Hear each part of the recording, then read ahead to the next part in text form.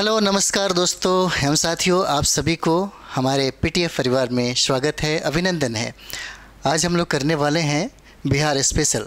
Bihar special का जो series चल रहा है, जिसको रिवाइज सीरीज हम बोल रहे हैं, उसमें जो भी प्रश्न पूछा गया है, यानी कि बीपीएससी ने जितना प्रश्न पूछा गया उसी का संग्रह है हमारे पास। ठीक है, तो इसमें देखेंगे 1857 से संबंधित, 1917 से संबंधित बहुत सारा पूछा जाएगा। ठीक है, तो एक चीज़ और भी है, एक डायलॉग है वीर कुंवर सिंह के बारे में।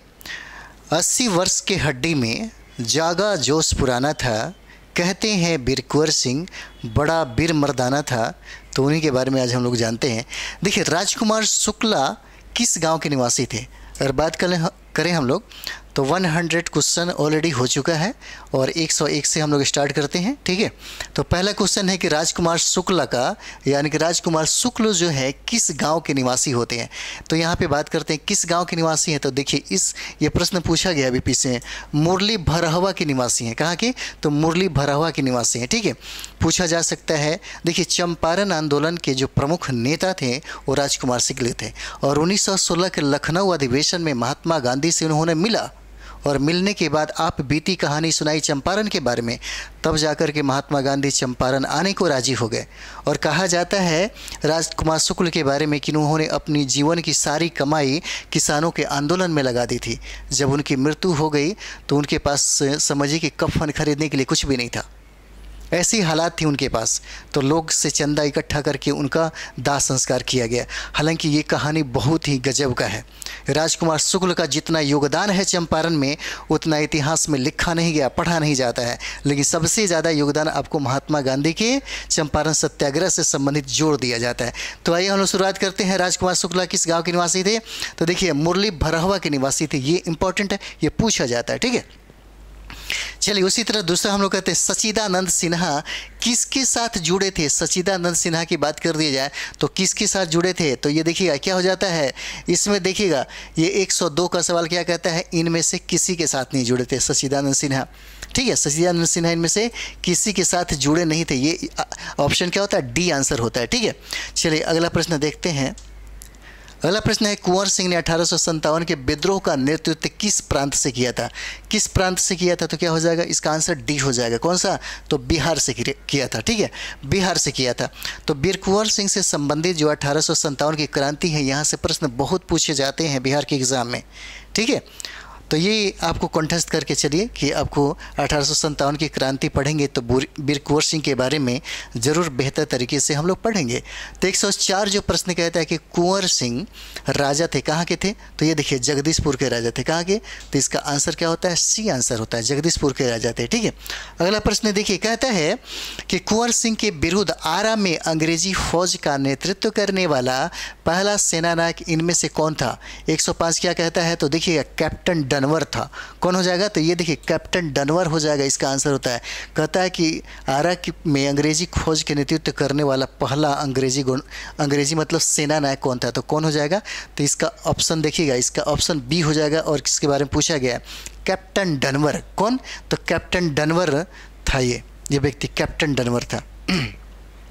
अगला देखिए, कहता है कि कुंवर सिंह के पिता का नाम क्या था? 106 की अगर प्रश्नों की बात कर दी जाए तो 106 में क्या कहता है कि कुंवर सिंह के, यानी कि बाबू वीर कुंवर सिंह के पिता का नाम क्या हो जाता है? तो ये देखिएगा, साहबजादा सिंह नाम था इनका। क्या नाम था? साहबजादा सिंह नाम होता है। ठीक है, वीर कुंवर सिंह के पिता का नाम था साहबजादा सिंह। पूछा जाता है। देखिए, कहता है कि बिहार की प्रचलित कला क्या थी? अगर बात कर दे 107 में तो बिहार की प्रचलित कला कौन सी हो जाएगी? तो देखिए, मधुबनी कला हो जाएगा। कौन सा कला हो जाएगा? मधुबनी कला। अगर मेंस में देखेंगे तो इसमें भी आता है कला के बारे में, तो ये चौथा कला हो जाता है जो पढ़ना होता है। ठीक है, कौन सा? तो मधुबनी कला हो जाता है। चलिए अगला देखते हैं, फटाफट रिवीजन करते रहें, क्योंकि देखिएगा बिहार का जो स्पेशल क्लास है ये बहुत इंपॉर्टेंट है आपके लिए। चाहे एग्ज़ाम आप दे रहे हो बीपीएससी से टीचर का, या बीपीएससी आप 69 का एग्ज़ाम दे रहे हैं, सीडीपीओ का एग्ज़ाम दे रहे हैं, चाहे जो भी हो, बिहार सरकार द्वारा जो बीपीएससी आयोग जो है कंडक्ट करा रही है, उसके लिए सबसे ज़्यादा इम्पॉर्टेंट है। क्योंकि बीपीएससी ने जितने भी सवाल पूछे गए हैं सारे एग्ज़ाम में, चाहे वो सीडीपीओ का एग्ज़ाम हो, चाहे ऑडिटर का एग्ज़ाम हो, चाहे बीपीएससी का जो भी एग्ज़ाम हो, चाहे टीचर का एग्ज़ाम हो, सारा का सारा प्रश्न हम आपके साथ सामने लेकर के आए हैं। लगभग 1000 क्वेश्चन है, 1000 क्वेश्चन है और सारा का सारा जो प्रश्न है वो पूछा गया है बीपीएससी के द्वारा। तो आइए हम लोग देखते हैं कि 108 नंबर सवाल कहता है, 108 नंबर क्या कहता है, बिहार का प्रसिद्ध पर्व कौन सा है। अगर बात कर दें कि बिहार में कौन सा प्रसिद्ध पर्व है जो बहुत ही ज़्यादा प्रसिद्ध है, वो हो जाएगा छठ पूजा हो जाता है। क्या हो जाएगा, छठ पूजा हो जाता है, ठीक है। बिहार की पेंटिंग विद्या कौन सी थी, यहाँ पे देखिएगा प्रश्न वही है, ठीक है, प्रश्न वही है। बिहार की जब कला के बारे में पूछा जाएगा तो प्रश्न वही होगा, इसी को अदल बदल के पूछा जा सकता है। कौन सा, तो ये देखिए मधुबनी हो जाता है। बिहार की प्रिंटिंग विद्या कौन सी थी, तो क्या हो जाएगा, मधुबनी कला से संबंधित हो जाता है, मधुबनी में, ठीक है। अगला प्रश्न देखिए, कहता है कि सोनपुर मेला को क्या कहते हैं। अगर बात यहाँ 10 की हो जाती है तो सोनपुर मेला को क्या कहते हैं, तो देखिए हरिहर क्षेत्र का मेला कहा जाता है। अगर आप देखिएगा तो हाजीपुर के साइड में अगर आप जाइएगा तो मुझे लगता है नवंबर दिसंबर के समय में, यानी कि छठ पूजा के समय में ये लगता है हरिहर क्षेत्र का मेला, ठीक है, सोनपुर का, ठीक है, बहुत बड़ा मेला लगता है। चलिए एक अलावन देखते हैं, बिहार का अद्वितीय त्यौहार कौन सा है, ठीक है, अद्वितीय त्यौहार कौन सा हो जाएगा। तो बिहार का अद्वितीय त्यौहार की अगर बात कर दी जाए तो देखिए क्या हो जाता है, इसमें भी आपको छठ ही होगा। अद्वितीय त्यौहार की बात कर दी जाए क्या हो जाएगा, छठ पूजा हो जाता है। क्या हो जाएगा, छठ पूजा हो जाएगा, ठीक है। 111 और बात करते हैं 112 का कि निम्नलिखित में से कौन बिहार का लोक नृत्य है। कौन सा लोक नृत्य हो जाता है, तो 12 का क्या हो जाता है, तो देखिए जाट जटिन का जो लोक नृत्य है ये बहुत ही फेमस है बिहार के लिए। कौन सा, जट जाटिन का, ओके, जट जाटिन का जो कौन सा है, तो देखिए लोक नृत्य है पर्व का लोक नृत्य। अगर पूछ दे तो बिहार का लोक नृत्य कौन हो जाएगा, तो देखिएगा जट जाटिन होता है, ठीक है, जट और जाटिन होता है। और बिहार के पर्व के बारे में अगर पूछ दे तो सबसे फेमस जो है वो छठ पूजा है। 13 नंबर सवाल कहता है कि पद्म श्री सीता देवी किसकी प्रसिद्ध हस्ती थी। सीता देवी की बात अगर यहाँ पे देखिएगा तो देखिएगा जब न्यूज़पेपर में जब भी कुछ ऐसा रहता है, जैसे मधुबनी कला के जो कलाकार हैं कभी कभी क्या होता है कि वो चर्चा में रहते हैं, तो न्यूज़पेपर में जो चर्चा में रहेंगे उनसे प्रश्न डायरेक्ट क्या किया जाता है, पूछ लिया जाता है। और बीपीएससी हमेशा एकदम समझिए कि नज़र गड़ाए रखती है, ठीक है। इसीलिए कहा जाता है कि अगर करंट अफेयर्स देखना हो तो सबसे बेहतर क्या होता है, न्यूज़पेपर का होता है। तो 113 नंबर क्या कहता है, तो देखिए कहता है कि पद्म श्री कौन सीता देवी किसकी प्रसिद्ध हस्ती थी, तो देखिए मधुबनी जो पेंटिंग है उसी की हस्ती थी। ये बहुत अच्छी कलाकार मतलब वो बनाती हैं, वो कौन सा, तो मधुबनी पेंटिंग से संबंधित इनका संबंध था। चलिए अगला देखते हैं, प्रश्न कहता है कि नौ नालंदा महाविहार किसके लिए विख्यात था। नौ नालंदा कभी कभी देखिएगा आंसर में आपको ह्वेनसांग स्मारक भी देता है और कभी कभी देखते हैं कोई पाली अनुसंधान संस्थान हो जाएगा, इसका आंसर होगा पाली अनुसंधान संस्थान, ठीक है। चलिए नौ नालंदा महाविहार का संबंध है। उसके बाद देखते हैं निम्नलिखित में से किस नगर में सूर्य मंदिर स्थित है। अगर बात करें हम लोग तो औरंगाबाद अगर जाएंगे तो वहाँ पे देव मंदिर है, ठीक है। बिहार में एक ही मंदिर है जो सूर्य मंदिर के नाम से जानते हैं, वो है देव मंदिर। और देव मंदिर कहाँ पे है, तो बिहार के औरंगाबाद में है, जो दक्षिण बिहार में आपको पड़ेगा, ठीक है। चलिए अगला प्रश्न देखते हैं, कहता है कि बिहार में परमानेंट सेटलमेंट लागू करने का कारण क्या था। 116 नंबर सवाल पूछता है, क्या कहता है 116 में कहता है कि बिहार में परमानेंट सेटलमेंट मतलब अस्थायी बंदोबस्त को लागू करने का कारण क्या था। क्या होता है, जमींदारी प्रथा का निर्मूलन। क्या, जमींदारी प्रथा का क्या निर्मूलन, यानी कि परमानेंट सेटलमेंट लागू करने का कारण क्या था। तो 116 नंबर क्या कहता है, जमींदारी प्रथा का निर्मूलन था, ठीक है। चलिए अगला प्रश्न देखते हैं, बिहार में महात्मा गांधी के पूर्व सापेक्ष राष्ट्रीय सक्रियता की अनुपस्थिति इसके अभाव में देखी जा सकती है। तो 117 नंबर सवाल क्या कहता है, तो देखिए एकीकृत समुदाय इसका आंसर होता है। ये प्रश्न महात्मा गांधी से भी प्रश्न पूछे जाते हैं और महात्मा गांधी से अगर बात कर दे तो बिहार में सबसे ज़्यादा प्रश्न कहाँ से पूछे जाते हैं, तो देखिए चंपारण सत्याग्रह उनका है, वो बार बार प्रश्न पूछा जाता है, पीटी और मेन दोनों में। इसका आंसर क्या हो जाएगा, एकीकृत समुदाय हो जाता है, ठीक है, एकीकृत समुदाय हो जाता है, ठीक है। चलिए अगला प्रश्न देखते हैं, कहता है कि किस क्षेत्र में राहुल सांस्कृत्यायन 1920 के असहयोग आंदोलन में सक्रिय थे। कौन, तो असहयोग आंदोलन में सक्रिय थे राहुल संस्कृत। 1920 की बात हो रहा है तो क्षेत्र की बात कर रहा है कि किस क्षेत्र में सबसे ज़्यादा प्रसिद्ध है, तो क्षेत्र हो जाता है छपरा। क्या हो जाता है, छपरा हो जाएगा। इसका आंसर क्या होगा, ए होगा, छपरा हो जाता है। चलिए अगला हम लोग देखते हैं, कहता है कि चंपारण नील आंदोलन के राष्ट्रीय नेता कौन थे। देखिए ये 119 नंबर क्या कहता है, तो देखिए चंपारण आंदोलन के राष्ट्रीय नेता कौन है, तो राष्ट्रीय नेता कौन हो जाएंगे? ये महात्मा गांधी हो जाते हैं। कौन हो जाएंगे? महात्मा गांधी होते हैं। और देखिए चंपारण से इतना सारा प्रश्न पूछा गया है। 1857 की क्रांति से सबसे ज़्यादा प्रश्न पूछा गया है। अगर जाइएगा तो असहयोग आंदोलन से पूछा गया है। ठीक है, बहुत सारा आपको मिलेगा यहाँ पे, बार बार प्रश्न पूछे जाते हैं। कहता है कि हजारीबाग में बिहार स्टूडेंट्स कॉन्फ्रेंस का 16वां अधिवेशन कब हुआ था? कौन हुआ था? 16वां अधिवेशन कब हुआ था? देखिएगा क्या कहता है कि हजारीबाग में कौन सा, तो देखिए इसे प्रश्न पूछा जाएगा। हजारीबाग में बिहार स्टूडेंट कॉन्फ्रेंस का कौन सा था 16वां जो अधिवेशन था, कहाँ हुआ, कब हुआ था? तो देखिएगा ये 1921 में होता है। कब होता है? 1921 में। तो 16वां अधिवेशन की अगर बात कर दिए तो पूछा जा सकता है कि कहाँ पे हुआ था? हजारीबाग में हुआ था। और कब हुआ था? तो 1921 में हुआ था। ठीक है, और कौन सा था? तो ये 16वां हो जाता है। ठीक है, चलिए अगला देखिए। कहता है कि गांधी जी ने भारत में पहली बार सत्याग्रह आंदोलन बिहार में कहाँ प्रारंभ किया था? तो गांधी जी के द्वारा जो पहला सत्याग्रह प्रारंभ था वो चंपारण आंदोलन में दिखता है, चंपारण में दिखता है। ठीक है, कहाँ पे दिखता है? तो देखिए चंपारण में दिखता है। इसका आंसर हो जाता है सी होता है। ठीक है, अगला देखिए प्रश्न कहता है कि 1922 में गया के इंडियन नेशनल कांग्रेस के अधिवेशन की अध्यक्षता किसने किया था? अगर बात कर दे कि 1922 में कांग्रेस का अधिवेशन बिहार में कहाँ हुआ था? तो गया में हुआ था। किसने किया था इसका अध्यक्षता? तो इसमें हो जाएंगे CR दास, यानी कि चित्तरंजन दास हो जाएंगे। कौन हो जाएंगे? तो देखिए चित्तरंजन दास हो जाते हैं। ठीक है, एकदम सही आप लोग बनाइए। ऐसा नहीं कि आप गलत कर दीजिए। तो गलत अगर कर रहे हैं और लगता है कि आपसे गलती हो जा रही है और किसी मतलब मानते हैं कि ऐसे ही मिस्टेक अगर हुआ तो कोई बात नहीं है, लेकिन मतलब समझिए कि अगर नहीं आ पा रही है तो आपको एक काम करना पड़ेगा। आप कम से कम जो प्रश्न पूछे जाते हैं प्रश्नों पे आप ज़्यादा से ज़्यादा पर्सनालिटी जो है बिहार में उसको पढ़ लीजिए। और उसके बाद ये करिए कि रिवाइज जो है, रिवीजन जितना करना है, रिवीजन ही आपको स्कोर बढ़ाएगा। रिवीजन पे ज़्यादा फोकस करिए। ठीक है, चलिए अगला हम लोग देखते हैं। बिहार कांग्रेस सोशलिस्ट पार्टी का गठन कब हुआ था? 123 की अगर बात कर दिया तो कब होता है? तो देखिए बिहार कांग्रेस सोशलिस्ट पार्टी की जो गठन है 1900 मतलब कब होता है? तो देखिए क्वेश्चन नंबर 23 हो जाता है। क्या हो जाता है? ये 1931 में हो जाता है। कब हो जाता है? 1931 में होगा। कब होगा? 1931 में। क्या? तो बिहार कांग्रेस सोशलिस्ट पार्टी का जो गठन होता है वो बिहार में कब होता है? 1931 में हो जाएगा। आंसर नंबर बी हो जाता है, 1931 में हो जाएगा। ठीक है, अगला सवाल देखिए। कहता है कि बेगूसराय में चौकीदारी कर के विरुद्ध आंदोलन एक हिस्सा था किसका? ये देखिए बहुत ही VVI हो जाता है। ठीक है, ये VVI हो जाता है। ये प्रश्न बार बार पूछा जाता है, आपको मिलेगा 1000 क्वेश्चन का जितना भी है जो पूछा हुआ है BPSC में, उसमें देखिएगा बहुत बार आ जाएगा। कहता है कि बेगूसराय में कौन सा? तो चौकीदारी कर के विरुद्ध आंदोलन एक हिस्सा था किसका? तो देखिएगा सविनय अवज्ञा आंदोलन का। किसका होता है? तो सविनय अवज्ञा आंदोलन का होता है।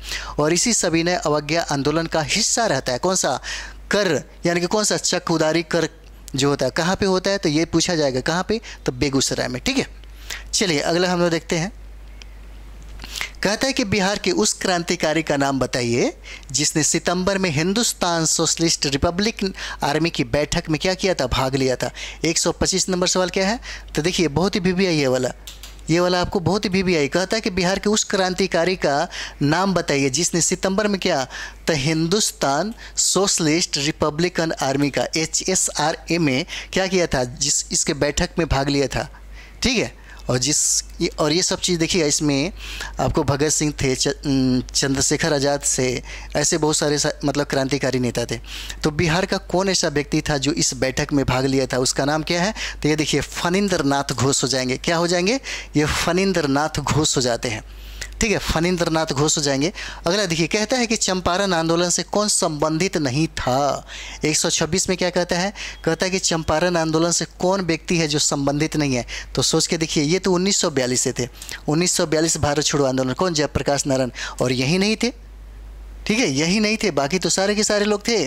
डॉक्टर राजेंद्र प्रसाद थे, अनुग्रह नारायण सिंह थे, मजहरुल हक थे, नरहरि पारिक थे, महादेव देसाई थे, ये सारे लोग शामिल थे।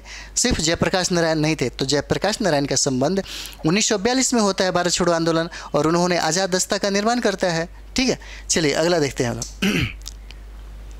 गांधी जी का चंपारण सत्याग्रह किससे जुड़ा था?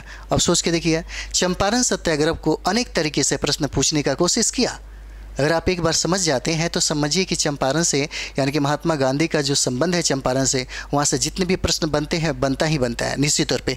तो क्या था? 3 कठिया पद्धति था, यानी कि 20 कट्ठा में 3 कट्ठा पे क्या, यानी कि नील को उपजाना अनिवार्य था, जरूरी था। ठीक है, इसी को हम लोग 3 कठिया पद्धति करते हैं। और गांधी जी का चंपारण सत्याग्रह इनसे कौन सा जुड़ा था, कौन हो जाएगा, तो ये देखिए 3 कठिया पद्धति हो जाता है। ठीक है, चलिए अगला सवाल पे हम लोग ध्यान देते हैं। कहता है कि प्रभावती देवी किस क्षेत्र की स्वतंत्रता संग्राम सेनानी थी।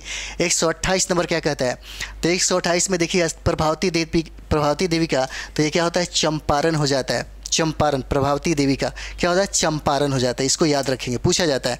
कहता है कि बंगाल के किस नवाब ने मुंगेर को अपनी राजधानी बनाया। कौन, बंगाल के किस नवाब ने क्या करता है कि मतलब मुंगेर को अपनी राजधानी बनाया, किसने बनाया था, तो देखिए 129 नंबर क्या कहता है, तो देखिएगा इसका हो जाता मीर कासिम। कौन हो जाएगा, मीर कासिम हो जाएगा। ठीक है, मीर कासिम ने ही मुंगेर को क्या कर दिया, राजधानी बनाया। ये पूछा जाता है बार बार, ये बहुत ही वीवीआई है। ठीक है, बहुत ही वीवीआई है। अगला देखते हैं। कहते हैं कि निम्नलिखित में से किस भारतीय को रॉबर्ट क्लाइव ने बिहार का नायब दीवान नियुक्त किया।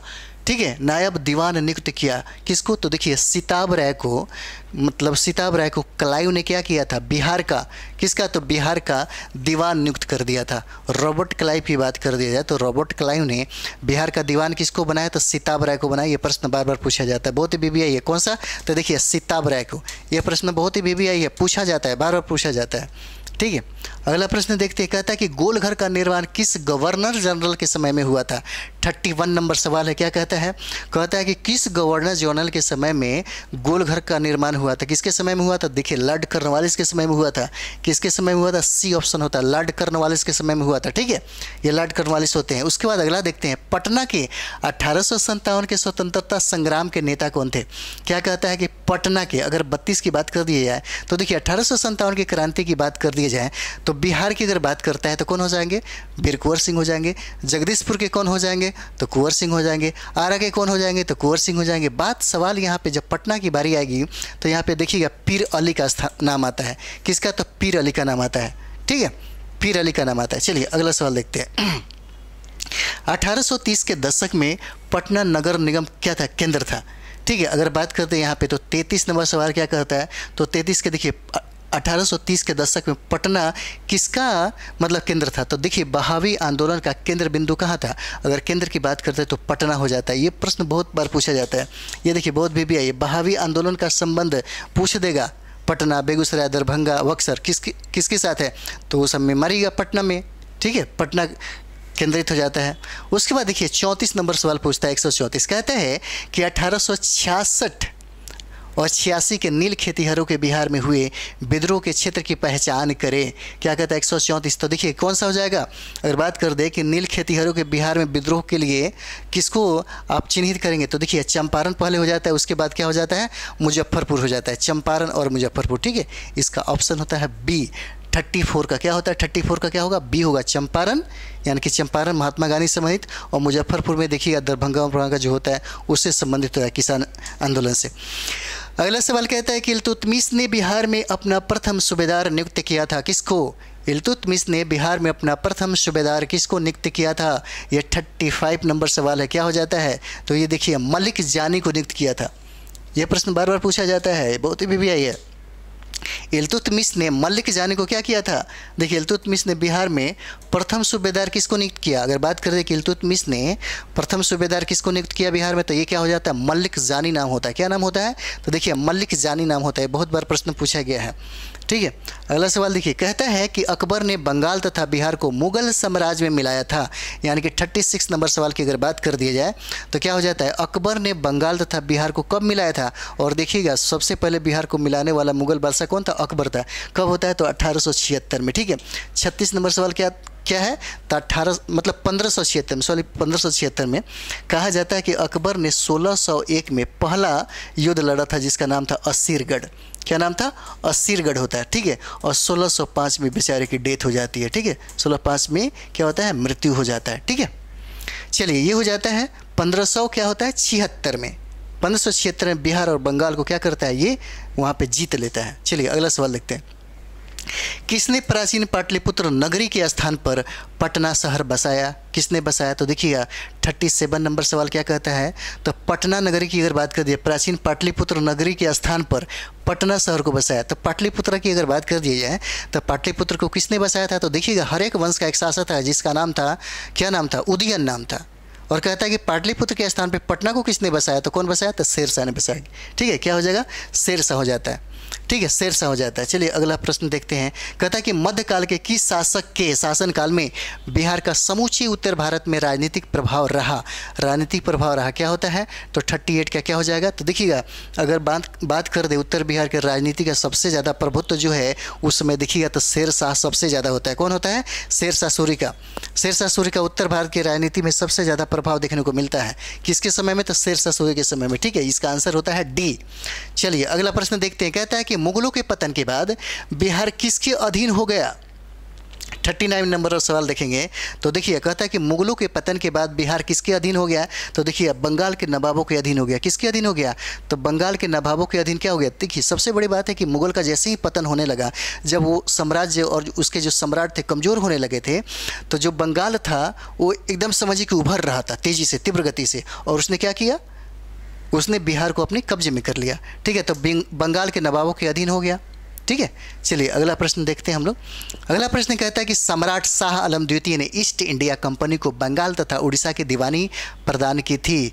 140 नंबर सवाल कहता है क्या हो जाएगा, तो देखिएगा सम्राट शाह आलम द्वितीय ने ईस्ट इंडिया कंपनी को बंगाल तथा उड़ीसा की दीवानी प्रदान की थी। कब की थी, तो उड़ीसा की अगर बात करिए तो देखिएगा 12 अगस्त और 1765 में होता है। 12 अगस्त 1765 में। और बात कर दे तो देखिए 1764 में बक्सर का युद्ध होता है, जिसमें अंग्रेजी जो सेना मतलब अंग्रेजी जो हुकूमत होती है वो जीत जाती है, और यहाँ पे 3 जो संयुक्त सेना थी वो हार जाती है। उसी के बाद से देखिए इलाहाबाद जो संधि होता है उसके बाद से ये प्रॉब्लम हो जाता है। ठीक है, तो चलिए अगला हम लोग सवाल देखते हैं। कहता है कि किस मुसलमान शासक के शासनकाल में बिहार की खोई हुई प्रतिष्ठा आंशिक रूप से पुनः स्थापित हो गई। ठीक है, पुनः स्थापित हो गई। तो किसके समय में कहा जाता है, तो देखिए किस मुगल शासन के शासनकाल में, जैसे होता है ना कि कौन ऐसा मुगल सम्राट है जिसके समय में शक्ति खो जाती है, लेकिन कौन ऐसा व्यक्ति होता है जिसके समय फिर से बिहार क्या होता है, उभर आता है, तो कौन हो जाएगा, तो देखिए शेरशाह सूरी के शासनकाल में। किसके शासनकाल में, तो देखिए शेरशाह सूरी के शासनकाल में हो जाता है। ठीक है, अगला सवाल हम लोग देखते हैं। कहता है कि विश्व का पहला गणतंत्र वैशाली में किसके द्वारा स्थापित किया गया। ठीक है, 142 क्या कहता है, 142 की अगर बात कर दिया तो देखिए विश्व का पहला गणतंत्र वैशाली में किसके द्वारा स्थापित किया गया। यह प्रश्न किसी तरह घुमा के पूछा जाता है। पहले पूछ दिया था कि विश्व का सबसे पहला गणतंत्र कौन है, तो वैशाली हो जाएगा। अब पूछता है कि किसके द्वारा स्थापित किया जाएगा, तो देखिए किसके द्वारा हो जाता है, तो लिच्छवी के द्वारा हो जाता है। ठीक है, आंसर बी होता है, लिच्छवी के द्वारा होता है। उसके बाद नेक्स्ट देखिए, कहता है कि बिंबिसार ने निम्नलिखित किस राज्य से वैवाहिक संबंध को स्थापित किया था। 43 किसके साथ स्थापित किया था, तो देखिएगा इसमें आपका हो जाता है आंसर विदेह हो जाएगा। कौन सा हो जाएगा, तो 43 का क्या हो जाता है, 43 का बी हो जाता है, विदेह हो जाएगा।